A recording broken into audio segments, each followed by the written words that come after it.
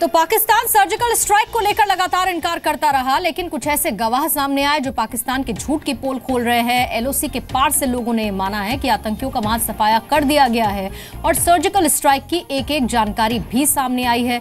आतंकियों के शव दफनाए गए, ये भी जानकारी आई और इसके साथ ही कुछ लश्कर कैंप शव ले जाए गए। ये वो तमाम सबूत जो हम आपको दिखा रहे हैं, ये वो गवाही है जो पाकिस्तान के एक एक झूठ को बेनकाब करती है। बातचीत करने के लिए मेरे सहयोगी कृष्णमोहन मिश्रा हैं, मेरे सहयोगी मनीष भी हैं और साथ ही डिफेंस एक्सपर्ट विशंबर दयाल भी हमारे साथ मौजूद हैं। विशंबर दयाल सर, जिस तरह की बातें सामने आ रही हैं, पाकिस्तान बार बार इनकार करता रहा, इंटरनेशनल मीडिया प्रोपोगेंडा चलाता रहा और उसके बाद ये सबूत जो सामने आए, राहल शरीफ स्ट्राइक कोर का दौरा करते हैं और पीओके के पार से, वहां के लोगों से, एलओसी पार से ये गवाही सामने आती है। क्या पाकिस्तान खुद बेनकाब बार बार होता जा रहा है कि सर्जिकल स्ट्राइक को लेकर उसके जो दावे हैं वो झूठे हैं? कहता है कि सर्जिकल स्ट्राइक हुई ही नहीं।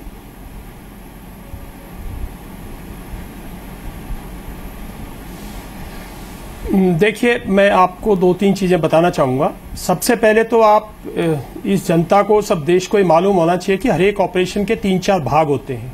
सबसे पहले प्रिपरेटरी भाग था, उसके बाद एग्जीक्यूटिव भाग था।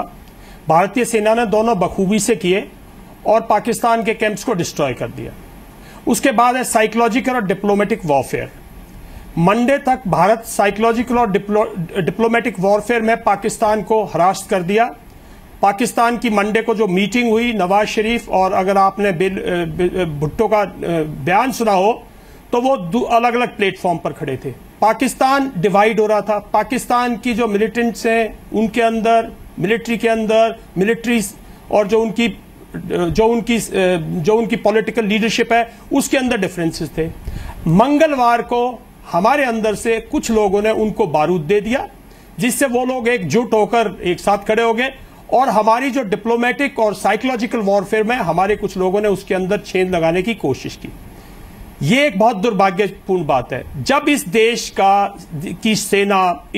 की सेना का डीजीएमओ एक नेशनल टेलीविजन पे सब एक कॉन्फ्रेंस के जरिए एक स्टेटमेंट देता है तो उस स्टेटमेंट की इज्जत होनी चाहिए, उसका मान होना चाहिए, उसका सम्मान होना चाहिए, क्योंकि डीजीएमओ अफवाहों पर या डीजीएमओ किसी पॉलिटिकल गेन के लिए इस किस्म के संदेश देश को नहीं देता है।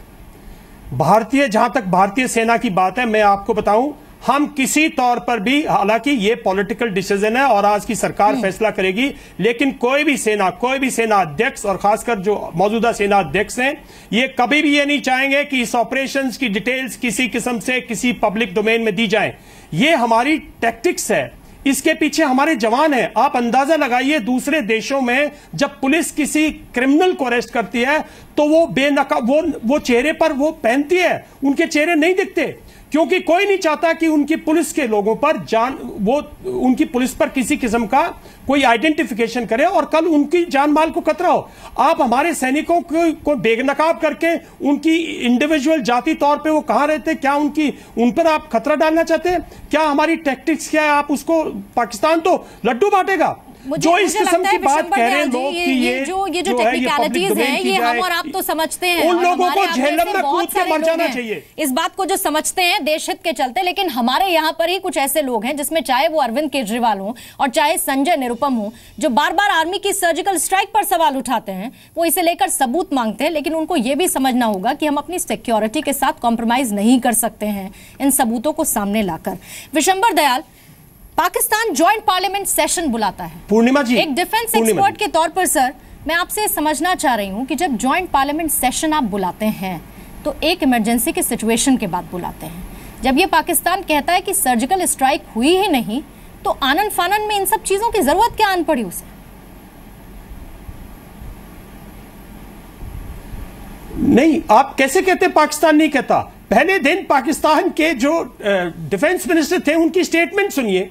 उसके बाद जो वहां से स्टेटमेंट आई, उग्रवादियों की जो स्टेटमेंट आई, जो वहां पे उन्होंने उनकी जो आपके टीवी चैनल को उन्होंने एक तरह से आपके टीवी चैनल पर अटैक किया, उन्होंने आपको वार्निंग दी, उन्होंने इस देश के चैनल्स को वार्निंग दी। पाकिस्तान कभी डिनाइल मोड में नहीं था।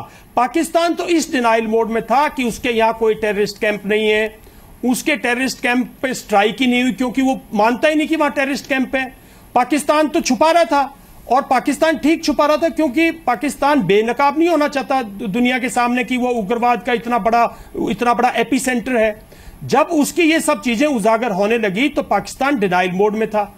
आप उसके डिनाइल मोड को स्ट्रेंथ कर रहे हैं। हम तो चाहते हैं वो डिनाइल मोड में रहे। हमने ऑपरेशंस किए, हमारी सेना को मालूम है हमने ऑपरेशन किए। हमारे सैनिक जिन्होंने अपनी जान पर खेलकर सीमा पार करके उन कैंपों को नष्ट किया है, वो जानते हैं जिंदगी भर वो इसको कैरी करेंगे अपने अंदर कि वो कैसे गए, कैसे मारा, कैसे वापस आए, किस तरह से एक दूसरे का हाथ बढ़ाया। हम सब इसमें कोई, लेकिन बिल्कुल आप बिल्कुल सही कह रहे हैं कि इसमें पॉइंट पर्सन भी किसी तरह का, देखिए मैं पार्लियामेंट पर आ रहा हूं, मैं पार्लियामेंट पर आ रहा हूं।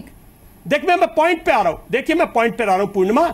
ये निश्चित अगर वो आज अपनी जॉइंट पार्लियामेंट बुला रहे हैं तो इसमें कोई निसंदेह नहीं कि उनके अंदर एक डाउट है कि क्या करें। जो खुद अकेले नवाज शरीफ नहीं करना चाहते, ना कर सकते, वो शायद पार्लियामेंट्री डेमोक्रेसी का फायदा उठाकर उससे सलाह मशवरा करके कुछ करना चाहते हैं। उसमें उनकी आलोचना होगी, वो उस आलोचना का जवाब देंगे, लेकिन वो अपनी पार्लियामेंट को कॉन्फिडेंस में लेना चाहते हैं कि ये जो स्ट्राइक हुई है इसके लिए अगर कल उसकी सेना कुछ भी कार्रवाई करती है तो उसका देश उसके साथ खड़ा हो। ये उसको अपनी पार्लियामेंट को अपने साथ करने की मुहिम है। लेकिन देखिए ना विशंबर दयाल साहब, मैं आपको रोक रही हूँ। वहां की जो गवाही आई है सामने, उसमें वहां के लोग खुद कह रहे हैं कि आतंकी इस बात को लेकर नाराजगी भी दिखाते हैं जब वो पहुंचते हैं मस्जिद में कि पाकिस्तानी आर्मी ने तो हमें डिफेंड ही नहीं किया, और इस बात को लेकर वो अपनी नाराजगी दिखा रहे हैं। मेरे सहयोगी मनीष भी हैं।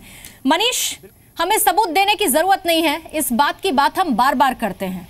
जी न्यूज भी ये लगातार कहता है कि जिसको धमकी देनी है वो देता रहे, हम सच्चाई ऐसी ही दिखाते रहेंगे।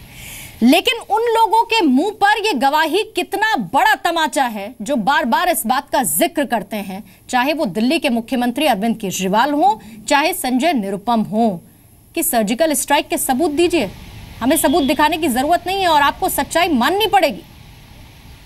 देखिए पूर्णिमा, ये जो ऐसे बयान आते हैं सेना के मनोबल तोड़ते हैं। अगर आप देखें उन फोर्सेस को, जो स्पेशल फोर्स के जो जवान थे जिन्होंने ऑपरेशन किया, आज वो हमें देख रहे होंगे, हमारे नेताओं के बयानों को सुन रहे होंगे, वो जब ये सोच रहे होंगे कि पूरा देश एक साथ उनको शाबाशी देगा, एक साथ उनको बधाई देगा, और उनकी जो ये कार्रवाई है, बहादुरी कार्रवाई, ये हमेशा याद रखा जाएगा। क्योंकि आप एनिमी एरिया में जा कर के इतने बड़े जोखिम में आप अपनी जान के बाजी लगाकर वहाँ जाते हैं, आपको पता नहीं होता कि वहाँ पाकिस्तानी सेना किस तरीके से तैयारी में बैठी हुई है, आपको पकड़ा भी जा सकता है, मारा भी जा सकता है। उसके बाद आप ऑपरेशन करते हैं, और हमारे देश के जो पॉलिटिशियन हैं जिनको सेना के साथ खड़े रहना चाहिए, वो लोग पाकिस्तान की भाषा बोलते हैं। तो ये बड़े पॉलिटिशियन, ये सीएम, जिसमें एक दिल्ली के मुख्यमंत्री हैं, इतने बड़े कांग्रेस के नेता हैं जो खुद 10 साल यूपी की सरकार अभी रही है, उनमें से अगर ऐसी बातें आती हैं तो ये मनोबल तोड़ने वाली बात है। और अब उनको मान लेना चाहिए गलती हो गई, उन्होंने नादानी में बोल दी। एटलीस्ट अब जब इस तरीके से गवाही आ रही है, भारतीय सेना के पास तमाम सबूत है, और हमारे जो डीजीएमओ जिस तरीके से बोल रहे हैं, अब चुप बैठ जाना चाहिए और सॉरी बोलना चाहिए। तरह कुछ लोग हैं जिनको चाहे जितनी भी बातें सामने रख दी जाएं, भारत के खिलाफ ही बात करेंगे, सेना का मनोबल ही गिराएंगे। मनीष, मैं लौटूंगी आपके पास, मेरे सहयोगी कृष्ण मोहन भी हैं। कृष्ण मोहन, जिस डिटेल रिपोर्ट की हम बात कर रहे हैं, और खैराती बाग हो, अतमुकाम हो, चालाना हो, अल हावी ब्रिज हो, दुधनाल हो, लीपा हो, इन तमाम जगहों पर जिन चीज़ों का जिक्र हुआ है, जिन जगहों से गवाही आई है, उसे लेकर मुझे लगता है कि जो इंटरनेशनल मीडिया प्रोपेगेंडा था वो पूरी तरह से तो फेल हो चुका है, क्योंकि गवाही यहाँ से आ चुकी है और यहाँ पर शायद वो मीडिया के लोग पहुंचे भी नहीं। लेकिन जिस लॉन्चिंग पैड को उड़ाने की बात सेना की तरफ से की गई, जरा इन चीज़ों को जोड़ते हुए, इन जगहों को जोड़ते हुए लॉन्चिंग पैड के बारे में आप समझाइए। दरअसल पाकिस्तान की सेना की जो पीआर सेल है, आईएसपीआर, उन्होंने जो एक अपनी एक्सरसाइज की थी, वो दरअसल उन्हीं लोगों पर वो उसका प्रभाव पड़ा होगा, या वही उन्हीं लोगों ने इस बात को माना होगा जिन्होंने कभी एलओसी न देखी होगी, जिन्होंने कभी भी फौज के साथ काम नहीं किया होगा। दरअसल ये जो लॉन्च पैड्स होते हैं, वो ऐसा नहीं होता है कि किसी शहर में है और वहाँ कोई जो लोकेशन है, गाँव है, वहाँ ऐसा भी नहीं है कि कोई बहुत बड़ा बोर्ड लगा होता है, एक म्यूनिसिपल कॉर्पोरेशन का ऑफिस है जिसमें उस शहर या उस गाँव का नाम लिखा होता है। छोटे छोटे ये गांव होते हैं, और जहाँ पर कई गांव तो ऐसे होते हैं जहाँ पर सिर्फ चरवाहे, जो गुज्जर या गद्दी या इस किस्म के जो चरवाहे हैं, खाना बदोश लोग, वो वहाँ पर रहते हैं। आसपास पाकिस्तान सेना की पोस्ट होती है। एलओसी से 500 मीटर से 2 किलोमीटर 2.5 किलोमीटर के इलाके में ये होते हैं। घने जंगल हैं, पहाड़ियाँ हैं, नाले हैं, नदी हैं, और वहाँ पर ज़रूरी है कि पाकिस्तान की सेना की एक पोस्ट होगी, पूरे एलओसी के साथ पाकिस्तान सेना की पोस्ट हो। उससे थोड़ी दूर पर, उसकी विसिनिटी में ही आसपास एक टेंट हो सकता है, 2 टेंट हो सकते हैं, कोई एक संगर हो सकता है। संगर यानी कि एक गड्ढे के ऊपर पत्थर रखकर बनाया गया एक अनगढ़ सा ढांचा होता है जहां से रात काटी जा सके। खाना उनको पोस्ट से मिलता है जी। पाकिस्तान आर्मी की जिम्मेदारी होती है कि वो उनको गाइडेंस दे, वो जरूरत पड़ने पर उनको कवर फायर दे, वो उनको रास्ता बताए और वही उनको रात काटने के लिए जगह दे और साथ में खाना दे। और उसके बाद वहां उन लॉन्च पैड्स में आतंकवादी एक रात ज्यादा 2 रात गुजारते हैं। मौसम सही रहा, घुसने की संभावना दिखी, अंदर एलओसी पार करके भारत में आ गए, नहीं तो वापस लौट गए। हमारी आर्मी ने उड़ा दिया और आतंकियों को उस जगह पर पहुंचा दिया जहां पर उन्हें होना चाहिए था।